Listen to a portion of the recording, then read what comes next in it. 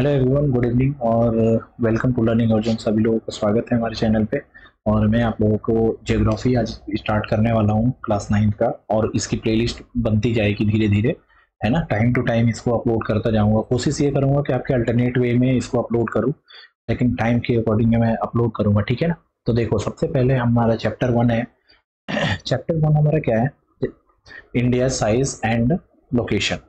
India के आकृति और उसका स्थान कहाँ पे है ना, लोकेशन कहाँ कहाँ है, ठीक है। तो इंडिया जो होता है ना, सबसे पहली चीज आप सभी लोगों को पता है कि इंडिया जो है सबसे पुरानी, वर्ल्ड में सबसे पुरानी सभ्यता है, सिविलाइजेशन सबसे पुरानी है इंडिया का।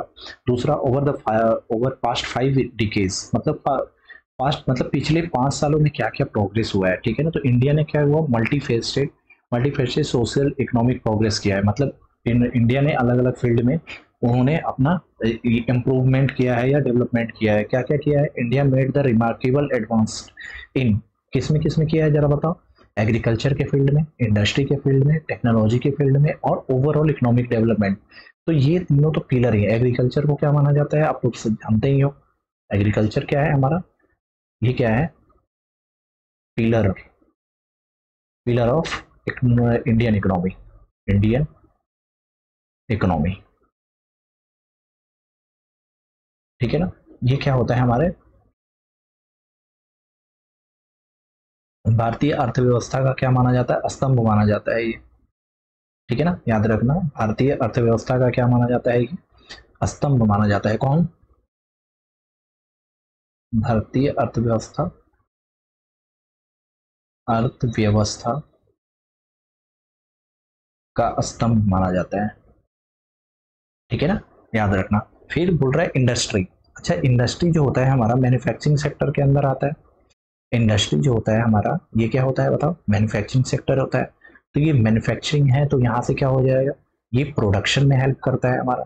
प्रोडक्शन में इंप्रूवमेंट डेवलपमेंट हुआ है। प्रोडक्शन या कोई भी चीज, कंस्ट्रक्शन, कंस्ट्रक्शन, या आप बोल सकते हो मैन्युफैक्चरिंग सेक्टर, मैन्युफैक्चरिंग, एमएफजी जिसको बोल रहे हैं, ठीक है ना। टेक्नोलॉजी भी आजकल देख रहे हो धीरे धीरे कैसे, पहले क्या होती थी, अगर मैं बात करूं कि एग्रीकल्चर सेक्टर में कैसे इंप्रूवमेंट है। पहले देखते थे बैल से, हल से जुताई उताई होती थी। फिर इसके बाद हमारा क्या आया, ट्रैक्टर आ गया। फिर इसके बाद इलेक्ट्रिसिटी आ गया। अब धीरे धीरे देखो, पहले क्या होते थे, जो पेस्टिसाइड वगैरह छिड़काव होते थे तो वो मैनुअली की जाती थी। अब क्या हो रहा है, उस चीज को भी अब देख रहे हो धीरे धीरे एडवांसमेंट टेक्नोलॉजी के कारण हो रहा है, ठीक है। तो ये ओवरऑल क्या है, टेक्नोलॉजी में तो चेंज है। आज देखो ऑनलाइन हो गया है, ठीक है। फिर इसी तरीके से जब मान लो इन तीनों चीज, अब असम ये तीनों चीज में जब सुधार हो गई तो ओवरऑल इकोनॉमिक क्या होती है, डेवलपमेंट होनी ही है। It has also made the important contribution of world history. और सिंपल सी बात है कि अगर हमारे इंडिया की इकोनॉमी बढ़ रही है तो इसका जरूर, अगर ये सारे देश हैं वर्ल्ड में, ये सारे देश एग्जिस्ट करते हैं, तो जाहिर सी बात है कि हर देश का कुछ ना कुछ कंट्रीब्यूशन होता है, क्या, वर्ल्ड इकोनॉमी में भी, राइट। तो आते हैं नेक्स्ट स्लाइड पे। नेक्स्ट नेक्स्ट पे आ जाओ, ठीक है। ये देखो, नेक्स्ट में क्वेश्चन आपसे पूछा जा रहा है। क्वेश्चन बोला कि भारतीय पिछले कितने दशकों में बहुआयामी, बहुआयामी जिसको बोलते हैं मल्टी फेस्टेड, ठीक है ना, बहुआयामी सामाजिक आर्थिक प्रगति द्वारा प्रगति प्राप्त की है। तो अभी मैंने थोड़ी देर में बताया कि पांचवी, मतलब 5 फील्ड में। कौन कौन से थे 5 फील्ड, आप बता ही सकते हो, है ना। अब देखते हैं, अब आने वाले 5 सालों में कितने साल हो गए बताओ, कितने दशक की बात कर रहा है? 5 ईयर कहाँ है, दिखा देखो, मैंने अभी अंडरलाइन किया था। देखो जरा ध्यान से देखना क्या है यहाँ पे। अगर मैं बात करूं, ये देखो, अगर मैं बात करूं तो ये है, ये फर्स्ट 5 डिकेज है। तो इसी पे बेस्ड क्वेश्चन आपके एमसीक्यूज में आया हुआ है। एमसीक्यूज में क्या क्वेश्चन आया है जरा देखना। आपसे पूछा गया है कि पिछले कितने दशकों में, कितने दशक में, तो 5 दशकों में। तो आंसर क्या हो जाएगा? 5 डिकेज, डिकेट्स, ठीक है ना।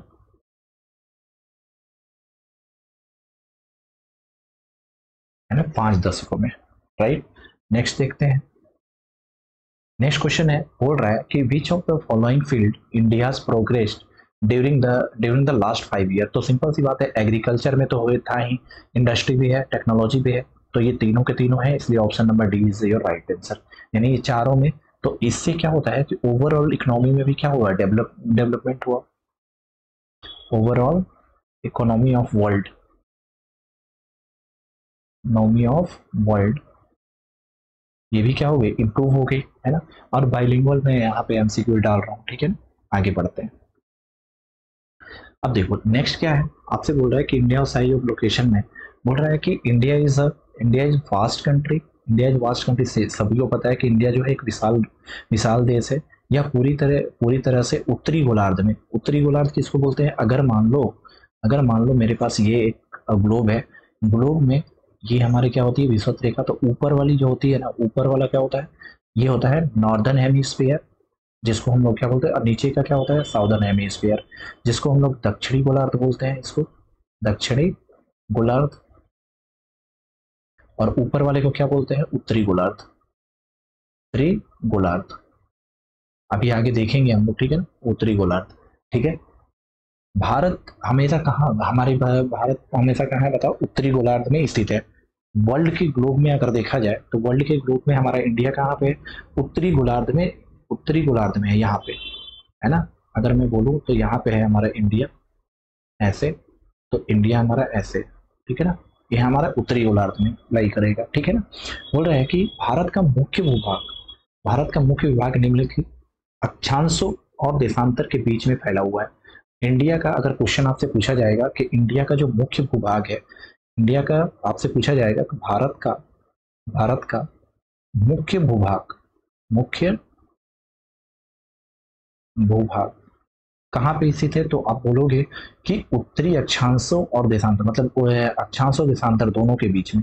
अक्षांश देखो, between latitude and longitude, English में क्या बोल रहे हैं, अक्षांश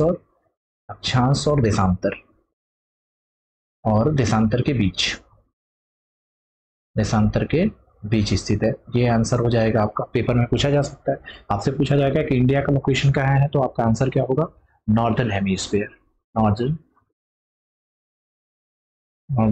हेमिस्फीयर, ठीक है ना। तो ये हो गया नॉर्दर्न हेमिस्फीयर। अब देखो, तो अब यहाँ पे मैं इसको रफ कर देता हूँ, तो रफ करके देखो जरा। तो अब हमारा नेक्स्ट क्या है कि लॉन्गिट्यूड क्या होता है, लॉन्गिट्यूड में, तो लॉन्गिट्यूड में अगर इंडिया का लोकेशन पूछा जाए कि नॉर्दर्न हेमिस्फीयर पे कितने डिग्री, तो नॉर्दर्न हेमिस्फीयर में देखो, नॉर्दर्न हेमिस्फीयर में याद रखना 8 डिग्री पॉइंट 4 मिनट, ये 4 मिनट है, ये डैश है ना, 1 मिनट है, अगर 2 डैश होता सेकेंड, तो इतना नॉर्थ टू, अगर मैं एंगल को देखूं तो 37.6 डिग्री, 37 डिग्री 6 मिनट नॉर्थ में, ठीक है। अगर मैं बोलूं अक्षांश दिशा में कितना है, इतना से इतना।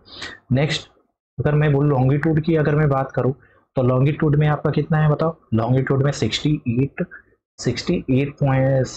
डिग्री 7 मिनट ईस्ट, और 97 डिग्री 25 मिनट ईस्ट, ठीक है ना।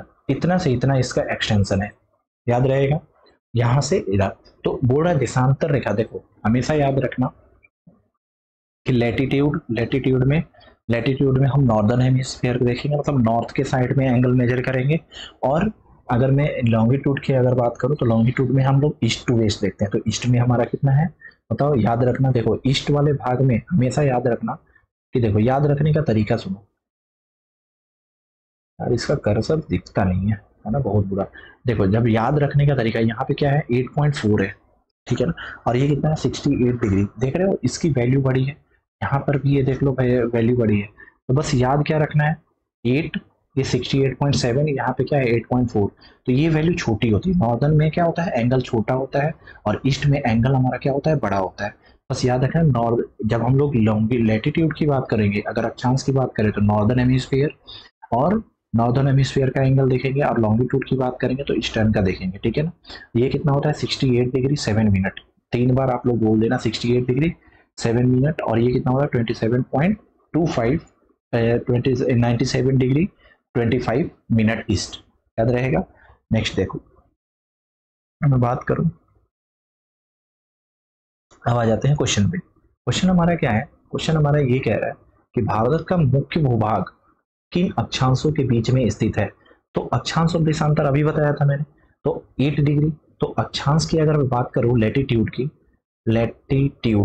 लैटिट्यूड की बात करूं तो जल्दी से बता दो मेरे को, 8 डिग्री, सॉरी पॉइंट बार बार 8, इतना इतना degree north to 37.6, sorry 37 degree 6 minute north, ये होता है। अगर मैं वही लैटिट्यूड की बात करूं तो देखो लैटिट्यूड का भी क्वेश्चन आपसे, देशांतर के बीच में कितना फैला हुआ, तो option number C, option number C इसका राइट आंसर है। देख लो 67 डिग्री पे।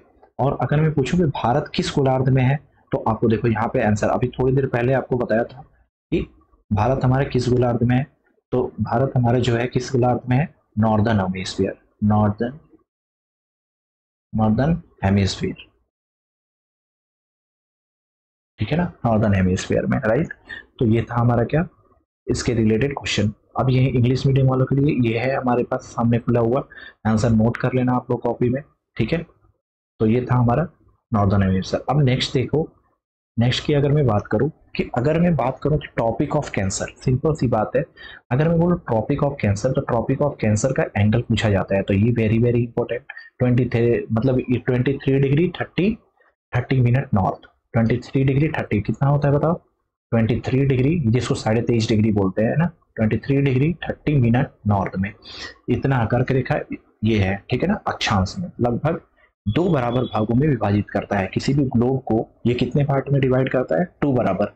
एक को क्या बोलते हैं बताओ, जब 2 भागों में डिवाइड करता है तो एक को क्या बोलते हैं, नॉर्दर्न हेमिस्फीयर, दूसरे को क्या बोलते हैं, साउदर्न हेमिस्फीयर, यानी जिसको दक्षिणी गोलार्ध और उत्तरी गोलार्ध में बांट देता है। तो पहला पॉइंट आपको आई थिंक क्लियर हो गया होगा, ठीक है ना।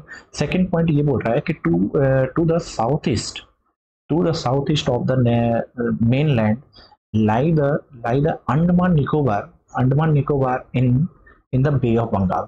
मतलब ये कि जो हमारा मुख्य भाग है, जो दक्षिण पूर्व का मुख्य भाग, वो कहाँ है, अंडमान निकोबार में समूह में स्थित है। जो हमारा मुख्य भूभाग है, मुख्य भूभाग जो दक्षिण पूर्व का मुख्य भूभाग है वो कहाँ स्थित है, क्वेश्चन आपसे पूछा जाएगा कि जो दक्षिण पूर्व का मेरा मुख्य भूभाग है वो कहाँ स्थित है, तो अंडमान निकोबार में। आंसर क्या होगा बताओ, अंडमान निकोबार में, राइट।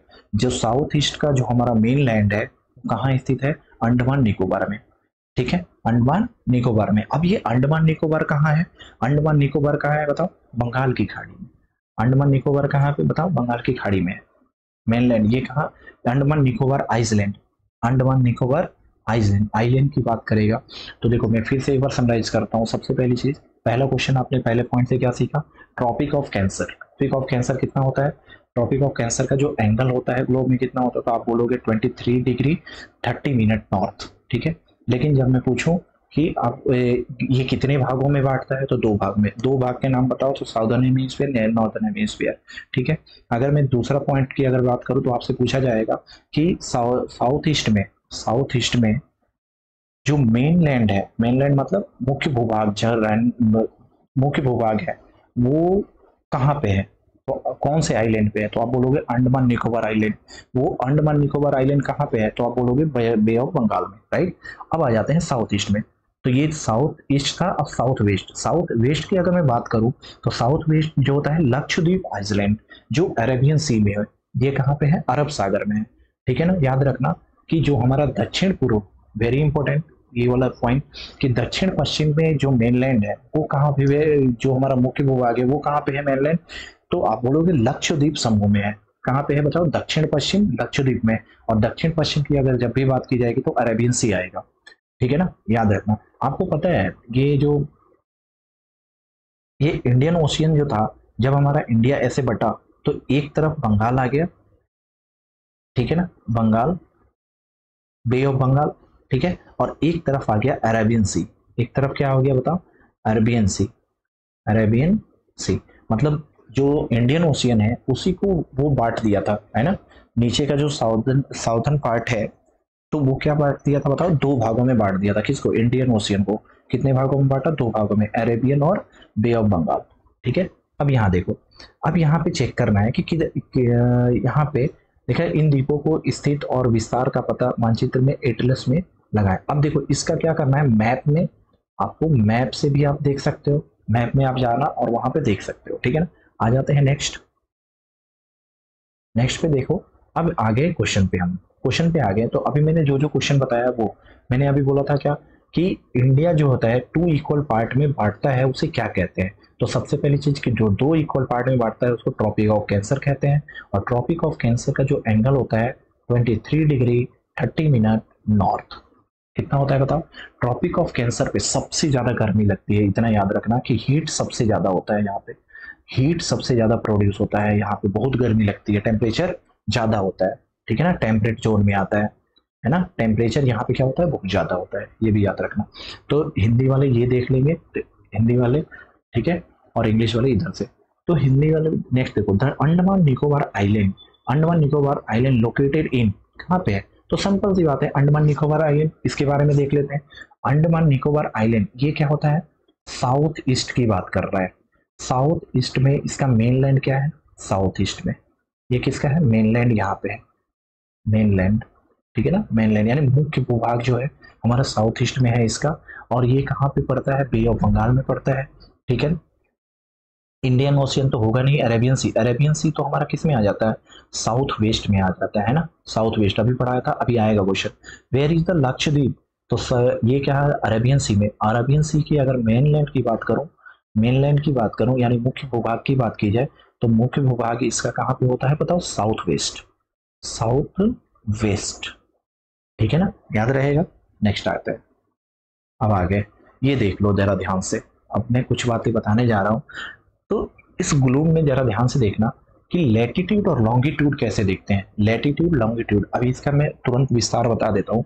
ये ग्लोब देख पा रहे हो, तो बीच वाला ये लाइन देख रहे हो ना, बीच वाला ये है इक्वेटर, इसको क्या बोलते हैं, इक्वेटर, ठीक है ना, इक्वेटर बोलते हैं, जिसको जहां पे एंगल कितना होता है, अगर मैं बात करूं इक्वेटर की, इक्वेटर की जिसको विषुवत रेखा बोलते हैं, विषुवत रेखा, है ना, विषुवत रेखा, यहाँ पे एंगल कितना होता है, 0 डिग्री, ठीक है ना। इक्वेटर पे भी बहुत ज्यादा गर्मी लगती है, ठीक है ना, याद रखना सबसे ज्यादा हीट कहाँ पे होती है, इक्वेटर पे।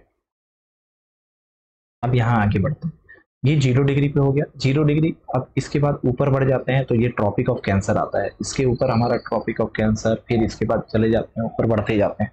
तो अगर लाइन इक्वेटर के पैरेलल अगर बढ़ती जा रही है, दिस इज कॉल्ड लैटिट्यूड, है ना, टुवर्ड्स पोल। अगर हमारी लाइन ऊपर की तरफ बढ़ रही है टुवर्ड्स पोल, ऊपर और नीचे, है ना,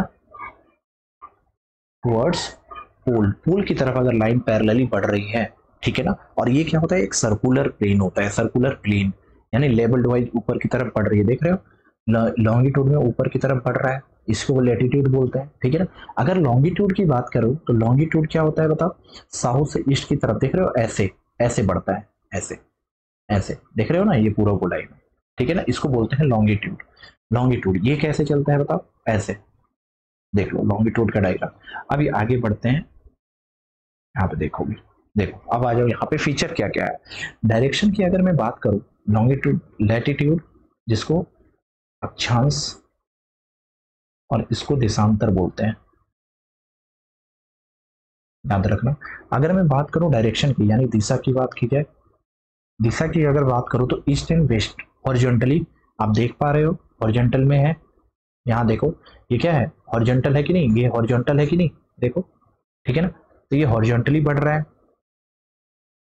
ये हॉरिजॉन्टल लाइन, ये हमारा हॉरिजॉन्टल होता है जिसको क्षैतिज बोलते हैं, और इसको बोलते हैं ऊर्ध्वाधर।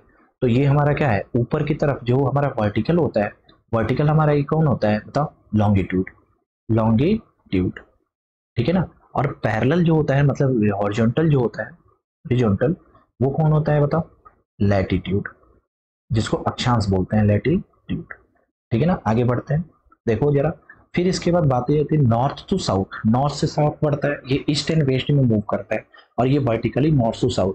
अगर रेंज की बात की जाए तो रेंज 0 डिग्री से 90 डिग्री नॉर्थ साउथ में जाता है, 0 से 90 डिग्री नॉर्थ से साउथ मूव करता है, और ये 0 से 180 डिग्री ईस्ट टू वेस्ट करता है, ठीक है ना, ईस्ट से वेस्ट की तरफ, 0 से कितना, 180 डिग्री, 0 से 180 डिग्री। अगर मैं बात करूं कि रेफरेंस लाइन की, तो रेफरेंस लाइन जिसमें इक्वेटर होता है और इसमें प्राइम मेरिडियन लाइन, आइए देखते हैं यहाँ पे, और यहाँ पे ये जो लाइन देख रहे हो ना, जिसमें इसमें तो बीचों बीच ये इक्वेटर है, ये देखो इक्वेटर, और यहाँ पे प्राइम मेरिडियन लाइन आप देख पा रहे हो, प्राइम मेरिडियन लाइन ये सबसे बीचों बीच, ये हमारी क्या होती है, रेफरेंस लाइन। कुछ भी मेजर करेंगे ये हमारी रेफरेंस लाइन है, रेफरेंस लाइन। तो पेपर में आपसे पूछा जाता है कि प्राइम मेरिडियन जो होता है ना, किसका रेफरेंस लाइन होता है ना, लैटिट्यूड का कि लॉन्गिट्यूड का? तो आंसर आपका क्या हो जाएगा, लॉन्गिट्यूड का। अगर पूछ लेता है इक्वेटर किसका होता है, तो इक्वेटर आप बोल दोगे किसका, रेफरेंस लाइन होता है लैटिट्यूड का। लॉन्गिट्यूड का कौन होता है रेफरेंस लाइन, प्राइम मेरिडियन, ठीक है ना। फंक्शन, ठीक है ना, फंक्शन क्या, भूमध्य रेखा जिसको बोलते हैं, भूमध्य रेखा, और इसको विषुवत रेखा। फंक्शन क्या है, tells about the north south, है ना, कितना दूरी पे है, यानी नॉर्थ साउथ से कितनी दूरी है। और ये क्या बताता है, ये हमारे फंक्शन बताता है कि ईस्ट से कितना दूरी पे है, ईस्ट और वेस्ट से कितनी दूरी पे है कोई भी चीज, ठीक है ना। नेक्स्ट देखो, प्राइम मेरिडियन है क्या, प्राइम मेरिडियन जो होता है 0 डिग्री लॉन्गिट्यूड, है ना। It turns through the Greenwich line, ये कहाँ से टर्न होता है, Greenwich England, and divided the earth into the eastern hemisphere and western hemisphere. तो जब भी प्राइम मेरिडियन वर्टिकली होता है ना, तो इसको दो पार्ट में बांटता है। तो जरा ध्यान से देखना ग्लोब को, मैं ग्लोब को बांटता हूँ, यही हमारा ग्रीनविच है, ये प्राइम मेरिडियन लाइन है, प्राइम मेरिडियन लाइन है।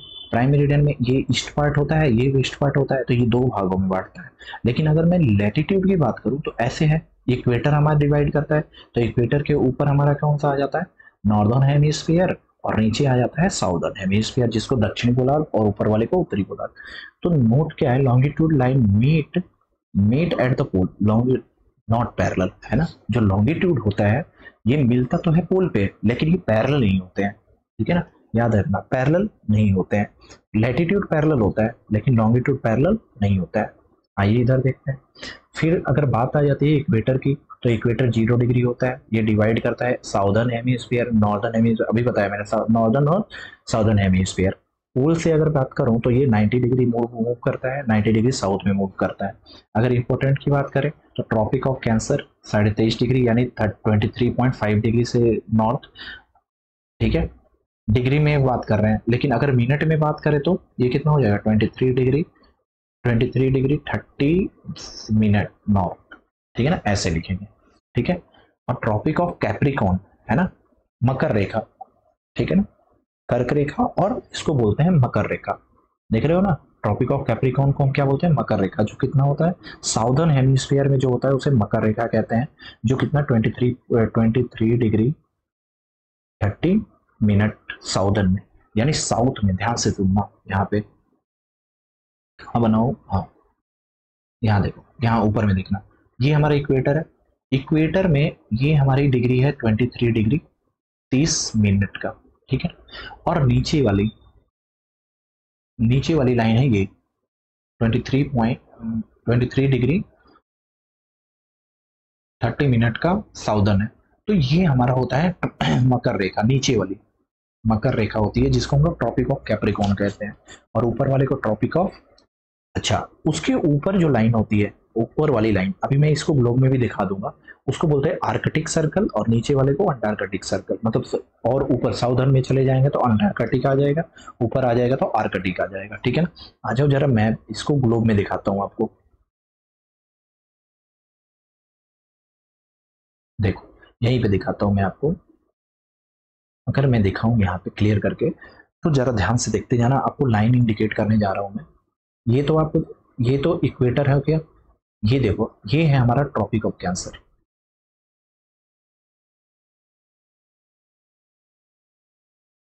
ये है हमारा ट्रॉपिक ऑफ कैंसर, ठीक है ना, जिसको हम लोग बोलते हैं कर्क रेखा। और ये कितना होता है 23 डिग्री 30 मिनट नॉर्थ, जिसको हम लोग 23.5 डिग्री नॉर्थ भी लिख सकते हैं, राइट, डिग्री में। अच्छा, नीचे की अगर बात करूं, ये नीचे का, तो ये ट्रॉपिक ऑफ कैप्रिकॉन है, ट्रॉपिक ऑफ कैप्रिकॉन, जिसको मकर रेखा कहते हैं, मकर रेखा, ठीक है ना, मकर रेखा कहते हैं। अब जैसे ऊपर चलते हैं तो आर्कटिक, ये ऊपर आके साढ़े 60 डिग्री पे, 66.5 डिग्री नॉर्थ की अगर बात करूं तो ये होता है आर्कटिक सर्कल, और नीचे की अगर मैं बात करूं ये अंटार्कटिक होता है, अंटार्कटिक सर्कल, ठीक है ना। याद रखना है इस चीज को, भूलना मत। इक्वेटर पे हीट सबसे ज्यादा, जैसे जैसे हम पोल की तरफ बढ़ते हैं, टेम्परेचर कम होता जाता है। जैसे जैसे हम पोल की तरफ बढ़ते हैं टेम्परेचर कम होता जाता है, और जैसे जैसे मैं इक्वेटर की तरफ बढ़ूंगा तो टेम्परेचर बढ़ता जाएगा। पोल से इक्वेटर की तरफ टेम्परेचर बढ़ता है, और पोल से ऊपर जाते हैं पोल की तरफ तो हमारा क्या होता है, टेम्परेचर कम होता जाता है। आ जाओ, एरिया और साइज के बारे में बात करते हैं, ठीक है ना। तो एरिया और साइज की बात करते हैं तो इंडिया जो होता है, एरिया में सबसे इंपॉर्टेंट पॉइंट यही है। इंडिया जो होता है 3.28 मिलियन स्क्वायर पर किलोमीटर। इंडिया में कितने लोग रहते हैं बताओ, 3.2 मिलियन स्क्वायर पर किलोमीटर। टोटल एरिया कितना है, 3.2 मिलियन, 28 मिलियन मैं बोलूँ तो 3.28 मिलियन, इतने लोग रहते हैं पर स्क्वायर किलोमीटर में, ठीक है ना। ठीक है ना, 1 किलोमीटर के स्क्वायर के एरिया में कितने लोग रहते हैं, इतना। जो विश्व का कम से कम कितना है, वर्ल्ड का कितना है, वर्ल्ड का कितना है 2.4। वर्ल्ड का कितना हो गया बताओ, वर्ल्ड का 2.4%। वर्ल्ड का 2.4% बहुत होता है, वर्ल्ड का 2. विश्व में इसका कितना, कौन सा पोजीशन है, 7वां। विश्व में इसका कितना, कौन सा बड़ा राज्य देश है, 7वां बड़ा देश है। वेरी वेरी इंपॉर्टेंट क्वेश्चन यहीं से बनते हैं। लैंड की बाउंड्री की अगर मैं बात करूं तो लैंड की बाउंड्री जो है, लैंड की बाउंड्री 15,200 किलोमीटर, 15,200 किलोमीटर। और अगर मैं इसकी कोस्टल रीजन की बात करूं तो 7,506.6 किलोमीटर। याद रखना, लैंड की बाउंड्री अगर पूछूं तो 15,200 किलोमीटर। अगर मैं पूछूं आइलैंड कोस्टल रीजन यानी तटीय क्षेत्र की अगर बात की जाए, तटीय क्षेत्र की बात की जाए तो ये हो जाएगा, ठीक है ना। और यही सारी चीजें यहाँ पर भी मैंने लिख रखा है, तो ठीक है ना। नेक्स्ट लेक्चर जो हमारा स्टार्ट होगा उसमें हम लोग पढ़ेंगे फोल्ड माउंटेन के बारे में, कैसे कैसे वो चेंज हुआ है। तो आप लोग बहुत अच्छे से पढ़ लो, ठीक है ना। इस पे भी क्वेश्चन आएंगे, याद रखना, इस पे भी क्वेश्चन आते हैं, बहुत इंपॉर्टेंट। मैं एमसीक्यूज के साथ टॉपिक क्लियर करने के साथ साथ उसके एमसीक्यूज भी अपलोड करूंगा। कृपया करके इसको जरूर शेयर करें सभी को। मैं अगर आप लोग इसको सपोर्ट करोगे, लाइक करोगे और शेयर करोगे तो मैं कंटिन्यूअस लेक्चर अपलोड करना शुरू कर दूंगा, ठीक है ना। वो भी फ्री ऑफ कॉस्ट, कुछ नहीं करना है आपको, बस एक लाइक कर देना है, ठीक है ना। डन।